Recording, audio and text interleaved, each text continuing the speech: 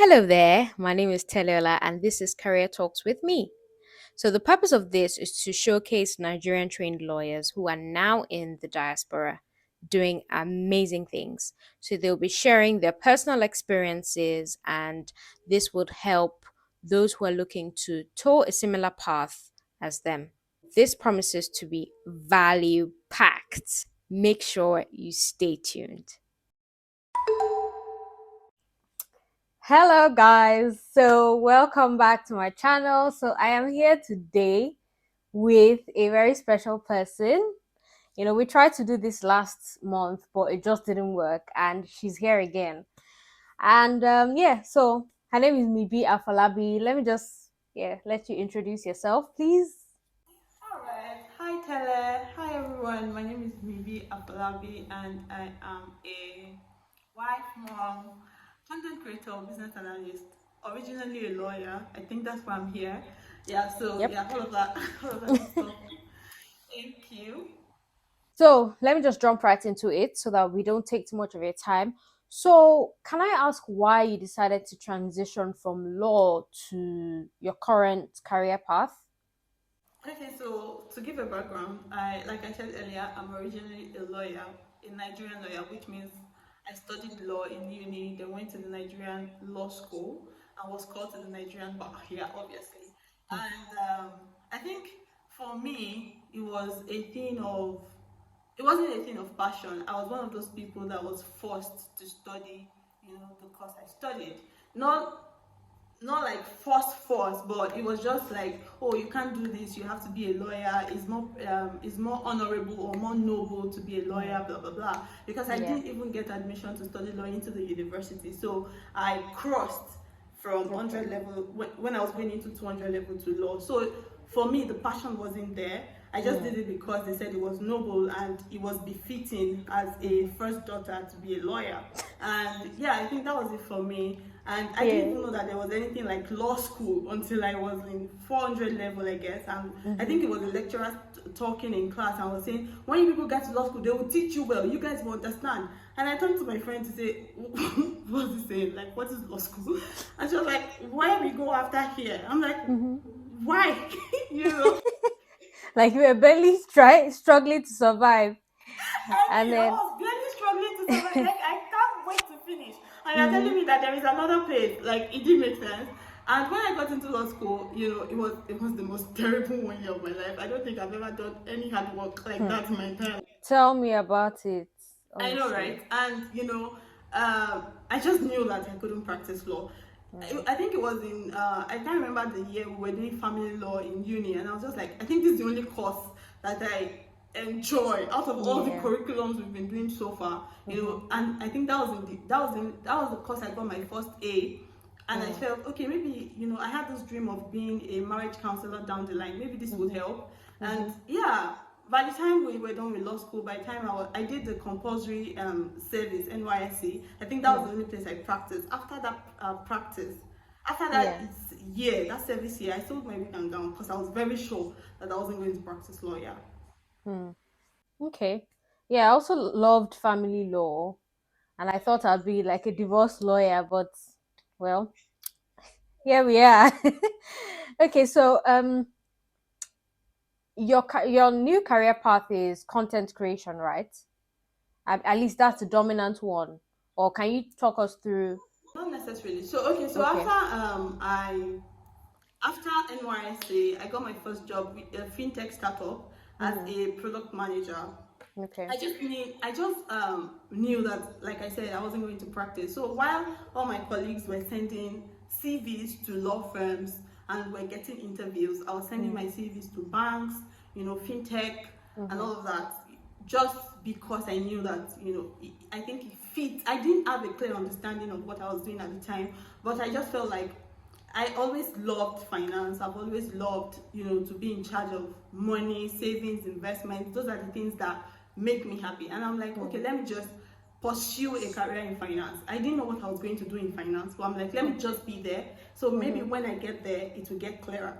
And Yeah. yeah, luckily for me, I got my first job as a product manager in a fintech startup immediately after, NYSC.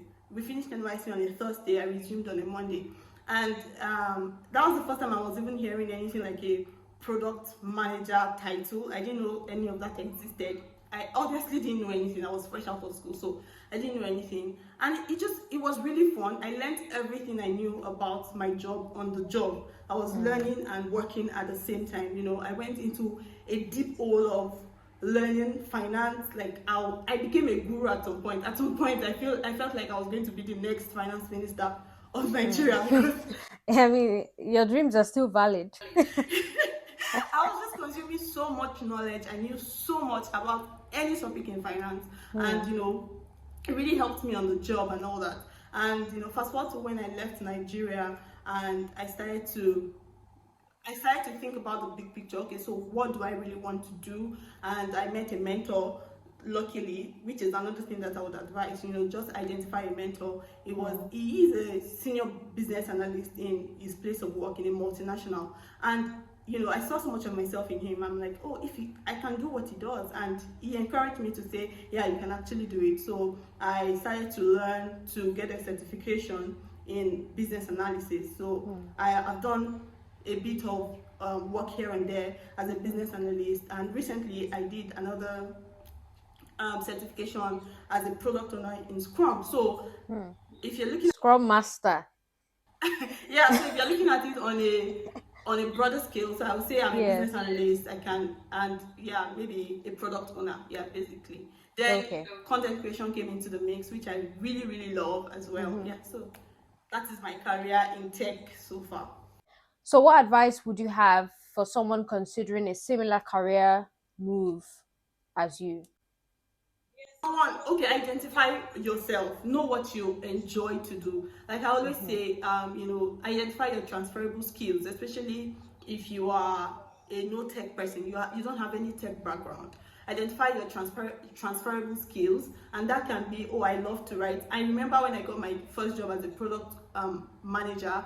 I was managing a product, like basically just like the name sounds. Everything about that product, I was in charge of it, and it was a financial product. And because I love to tell stories, I write a lot. It's from the little things, right? From being able to construct a very intriguing text message to being able to write in your journals and all of that. You know when you're a writer, even though you're not Chimamanda, but you know if you can Yeah. really write, right? So it was all of that just helped me to be really good at my job, because I was selling a product to people, to consumers, and being able to write the way I would construct the newsletters, the way I would write, create posts on social media. Even though I wasn't the one designing the post, I would create the post by writing, give it to the person that would create it. Okay. All of that just really helped me to be really good at my job. I knew that, and Yeah. those were transferable skills. It's not like I learned them Absolutely. specifically somewhere. So I'll say identify your transferable skills, write them down, know what you want for yourself. At least find somebody that is doing what you would like to do, right? It can be on social media, it can be maybe your friend or a senior colleague, somebody that maybe you even have a relationship with, right? And just Yeah. have that conversation, and also do small works, right? You might not necessarily get your big break by identifying to yourself that, oh, I want to find a career in tech, or I want to be the next tech girl or tech sis. You might not find your big break by that. So I'll say I will encourage you to do small works, volunteer, and also package your work and talk about what you're doing everywhere. You'll be shocked at where your breaks would come from. Maybe it's by somebody seeing your post, or by somebody seeing hearing what you said about what you do, like that. But most importantly, I would say that just find somebody that will hold your hand. No, yeah, it's always very important, because there will be times where you would lack faith in yourself. You just need somebody to say, don't worry, you can do it, there is space for you. Yeah. It's not oversaturated, you can do it, and all that. Yeah, so find somebody also to hold your hand. Okay. So, like you said, I think this is usually the issue with most people. Like the people face challenges with finding a mentor. So I think when people hear find a mentor, they're like, they've come again. Oh, please, how can you find a mentor? Like break it down in maybe three steps or bite-sized pieces, because do you go to LinkedIn? Do you like, what do you do to find a mentor, I like a career understand it can mentor? actually be very daunting. It can be challenging Yeah. to, identify or find a mentor. But I would like to say that a Mm. mentor is not somebody that you have to physically see. You don't have to always Mm-hmm. talk to the person 247 on the phone, right? So it Mm-hmm. can be a mentor. You can have a mentor that doesn't even know that they are mentoring you. So it can be like Mm. a distance thing from afar. You admire there are people that I admire their work as a content creator on social media. I just love what they do. But it doesn't mean that I'm Yeah. in their DM to say, oh, come and mentor me, come and mentor me. No, I just study their work and I Mm. see that, oh, okay, this is what their work life is like. This is Yeah. from, even by just looking at them, I can deduce what their thought patterns are, how they create their content and all of that. In some way they Mm. are mentoring me, but they don't know, because Mm-hmm. I'm not even that kind of person that will suck up to you to say, oh please, I need you. I don't do that. I'm the most So that is passive mentoring. passive mentoring. You Yes. necessarily don't have to, have them 247. But if you are lucky Okay. enough to, and if you really desire more, you want them to, know you, then make yourself Mm-hmm. useful, create value. Mm. To Mm. just people don't like to have people in their spaces, that especially creative people, or busy people, right? They don't like to just Mm-hmm. have you in their space filling a space.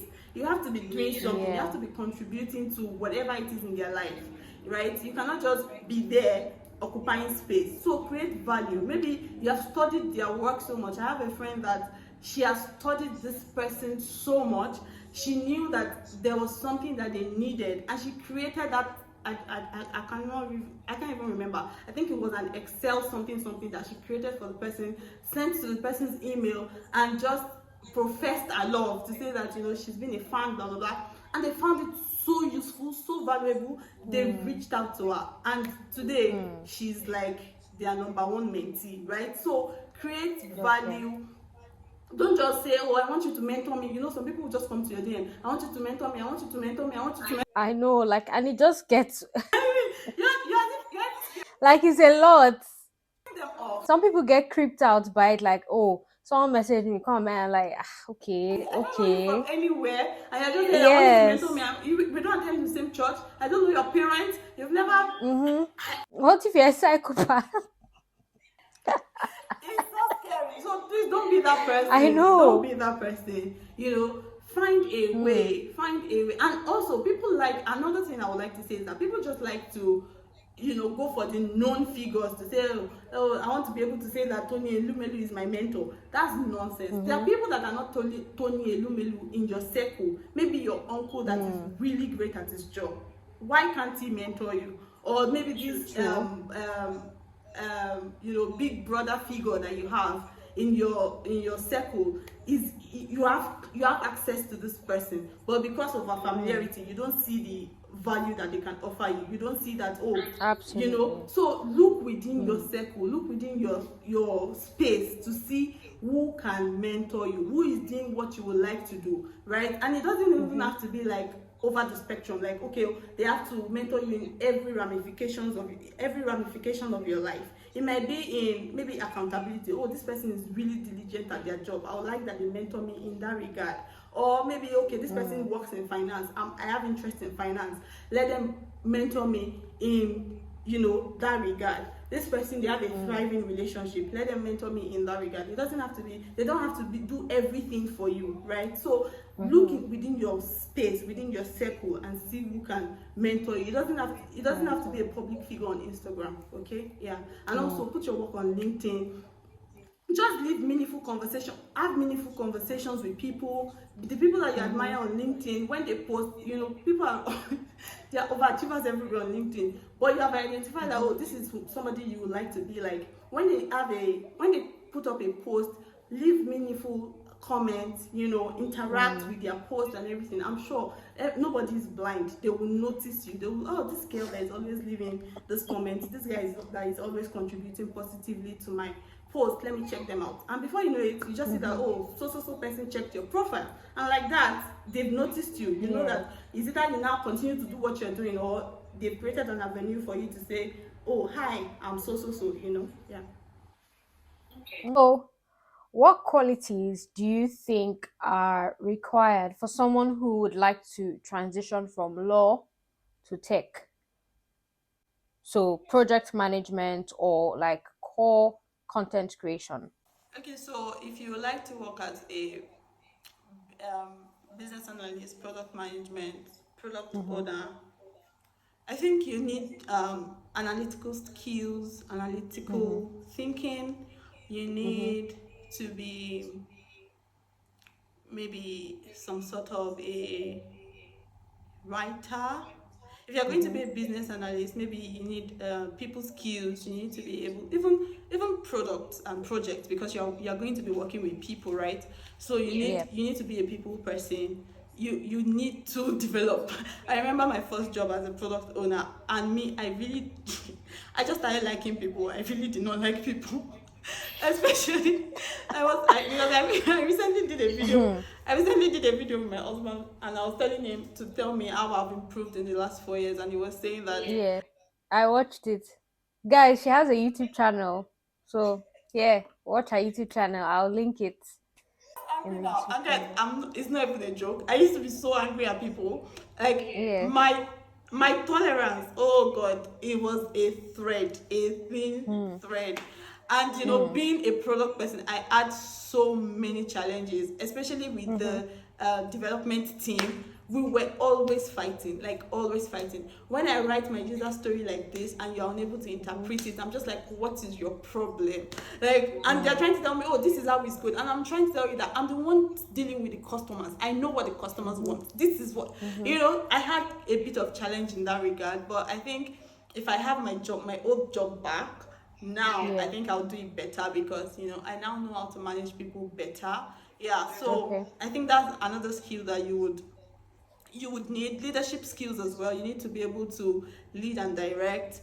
Yeah, Mm-hmm. communication as well. You need to be able to say what you want in a way that is understandable. You don't need big grammars when you're working in this department as a business analyst, product. Mm-hmm. They want you to communicate in the simplest of English language Terms. or Okay. vocabulary.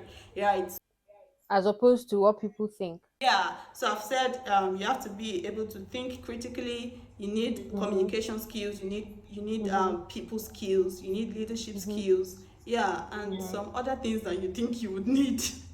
Yeah, and Mm. you need to be able to always think on your feet. You have to put Mm. your mind in the business, right? Because yeah, it depends on the it depends on your office or your capacity. If you're a junior business analyst, obviously it means you have a person you report to that can hold your hand. But if you're a senior Yeah. data business person, business analyst, or a senior project manager, you always have to think and all of that. Yeah, Mm-hmm. Okay.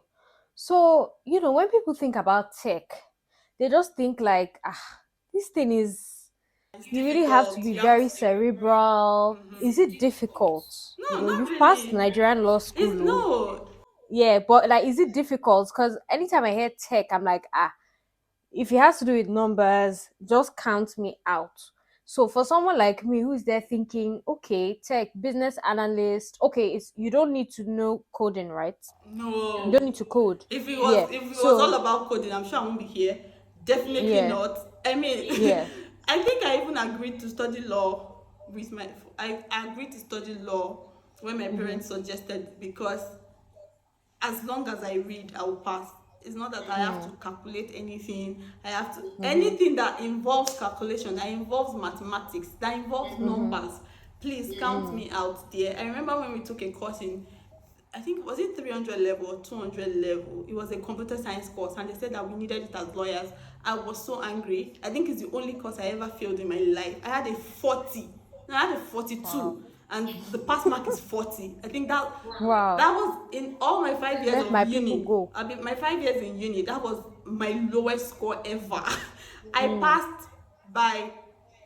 Nah, it was terrible. Like, that is how much I hate numbers, right? And that is even imagine, it's even computer science, something related to Yeah. tech. But if you're going to there is a code tech and there is non-code tech or no code Yeah. tech. So for people like us that constantly running from numbers and calculations and everything, you go to the no code tech side of things. Reflecting on your journey, right? Are there things that you would have done differently during your career transition from law to tech? Yeah, I feel so. I feel so because, like I said, in when I was transitioning, I didn't even know that that was what I was doing. I didn't even know that I was getting into tech, Mm, right? I didn't have all of this understanding that I have now. mm-hmm, So I think that if I knew what I knew now then, mm-hmm, I would have started to take, professional courses. I would have identified my area of strength mm-hmm, earlier. Yeah, there's so many things I would have done differently. I would have been able to, you know, put myself in positions where, I can access opportunities, especially in this area of, in this profession, right? mm-hmm, Yeah, I think I would have done that. But because I didn't know what I was doing at the time, I just mm, knew that the only driving force I had was I don't want to practice law, mm. anything but law, Yeah. right? Yeah, so that was the only thing that was driving me at the time. Okay. But yeah, now I have so much understanding. I have a knowledge of what my um, career path would look like.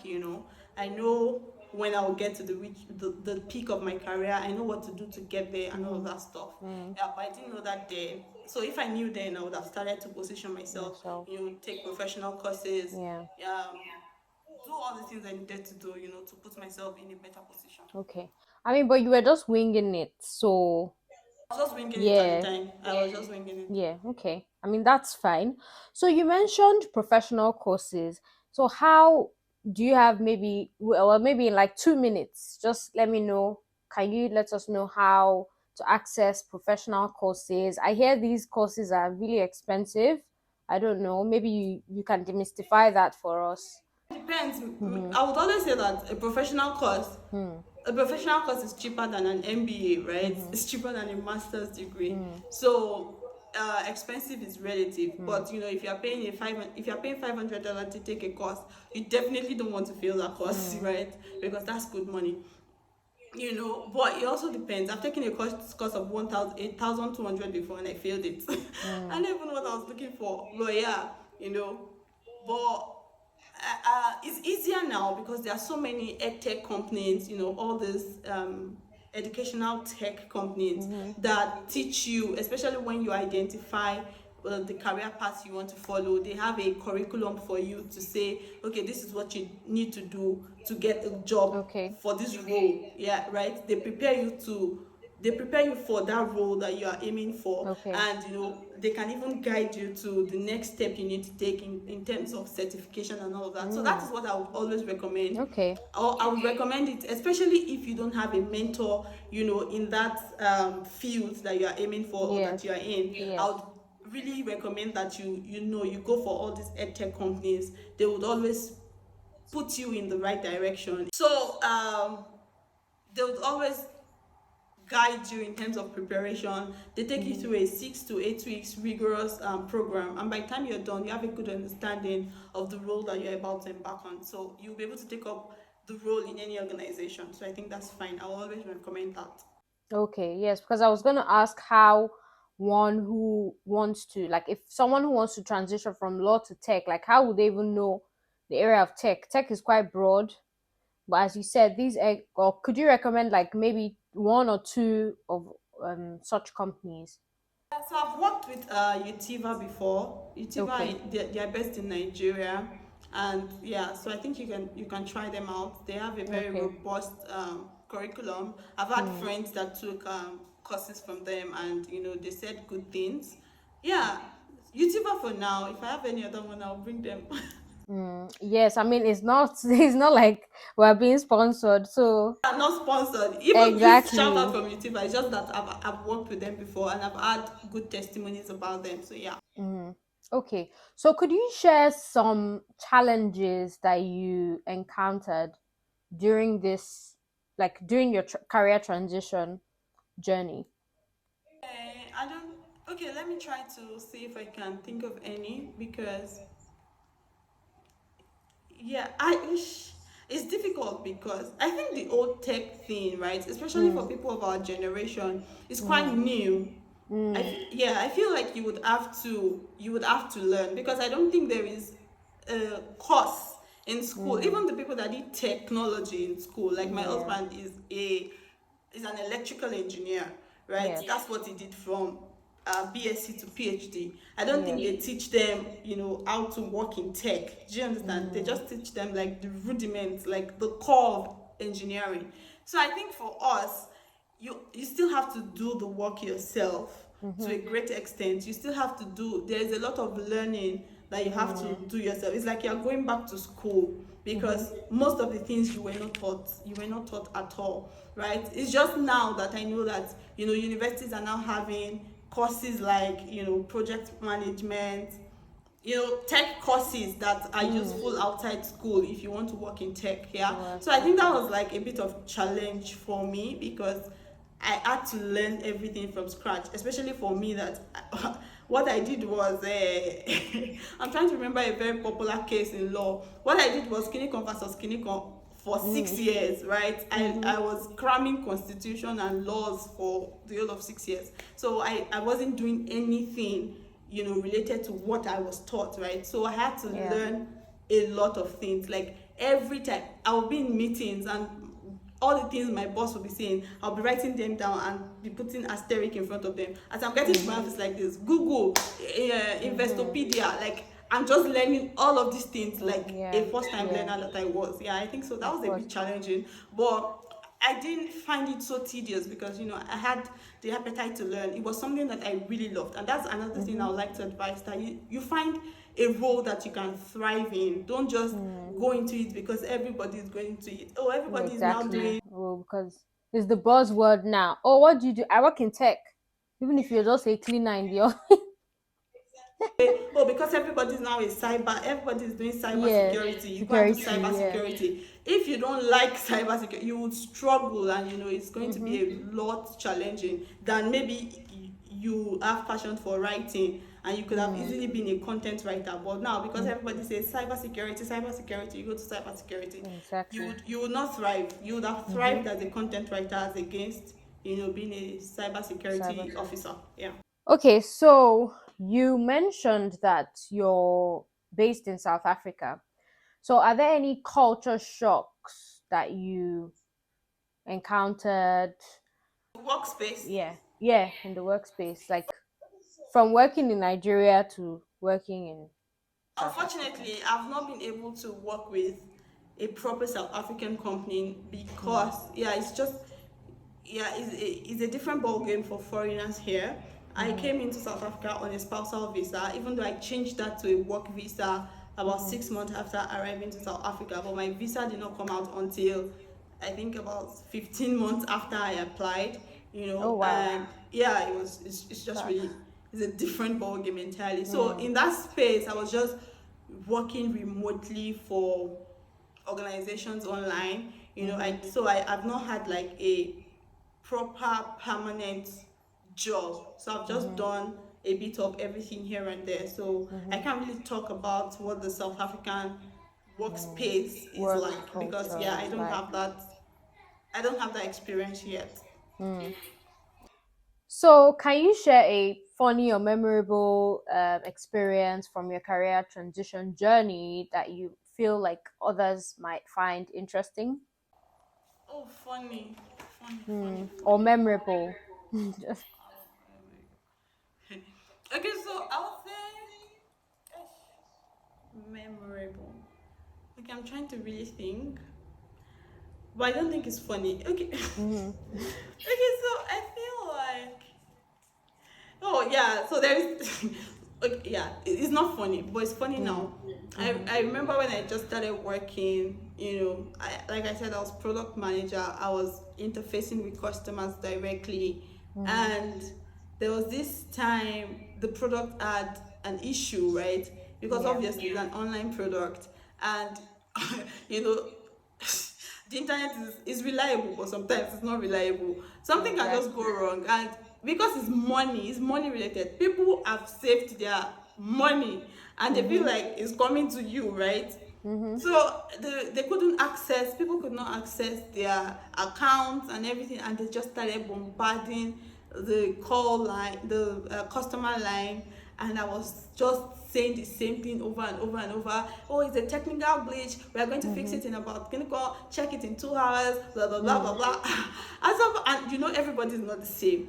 And that's what I always think about when people are having issues and they are calling like that. I feel like if it is me, right, and I've Yeah. put my money somewhere and I cannot access my money, I'm not going to be chilled about it. I feel like somebody like myself called and she just started shouting and everything, insulting me, blah blah blah, and I just started crying. Are you serious? Cried? You cried on the call? I ended the call and I ended the call and I Oh, just started okay. crying. I'm crying, I'm crying. And I was really Oh, young at the time. So my boss came to me and said, "Don't worry, it's part of the job. Don't worry." you know. like don't worry, it's not you. They will come and collect your own money. Exactly. They don't even know you, right? You're toughen up. Don't worry.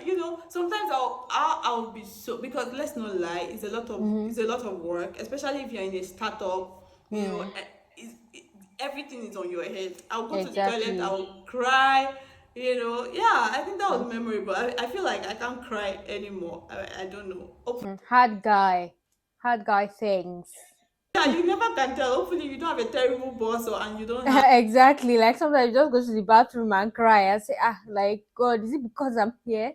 Exactly, yeah. But another fun moment for me was when I made my first million at my workplace as well. It was really fun. And I made it it wasn't even from my salary, it was from commissions because, Oh wow, yeah, okay. the more you're able to, and that's another thing that all these tech spaces, enable you to have. There are other incentives apart from your salary. Well, if you're in a good place as well, if you're in a good organization, yeah. Okay. So it's just good. It was good to see my hard work just pay off in monetary value. Right, it was really exciting. It was just because my boss was always using me as an example. You see, for me, maybe just made an extra commission. She's star girl things. There was a year that I made like 10 million in commission, like naira. Oh Yeah, wow. yeah, that was really good. It was. Amazing, amazing, amazing. Hmm. Hmm. Okay, so to wrap this up, maybe in like 1 or 2 minutes, what advice would you give someone who is looking up to you, who is a qualified lawyer and is looking to transition to tech? So project management slash product management slash content creation. Yeah, Yeah, just I'll say just do it. Go for it. mm-hmm, If you have watched this interview thus far, you already know mm-hmm, what to do. You're yeah, right. You already know what to do. Look at people that are already doing what you want to do. If you can have a conversation with them, do that. If you can identify a mentor far and near, do that. If you can, but it will always be good that you also invest in yourself. Invest in yourself, invest time, invest money. They will pay off, right? It will come back to you in multiple folds. So invest money, take courses. If you can, yeah, take courses that can lead to you taking certifications. Just build up yourself, be that person that, if even if you come to you would employ you, right?